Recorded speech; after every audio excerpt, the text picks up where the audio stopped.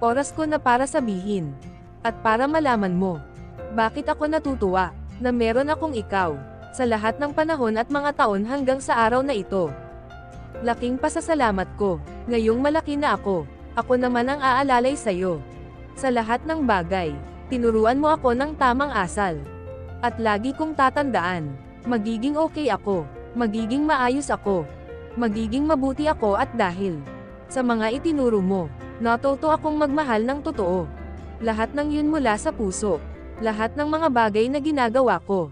Ipagmamalaki kita, magiging mabuti ako at maging maayos sa lahat ng paraan dahil tinuruan mo ako kung paano ang magmahal at magpahalaga.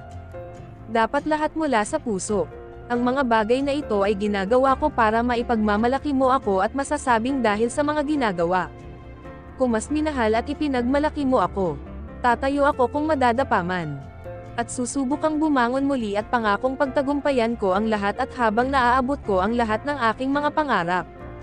Hindi rin ako magbabago, dahil sa iyo natutuwa akong mangarap at tumayo sa sariling paa kaya ang lahat ng ito ay, para sa iyo. Sa inyo. Magiging okay na ako, magiging maayos ako, magiging mabuti ako at ipapakita ko sa buong mundong walang pagkunwari at lahat ay mula sa puso. Ang mga bagay na itinuro ninyo ay isinasa puso ko. Ipagmamalaki ko kayong mga magulang ko.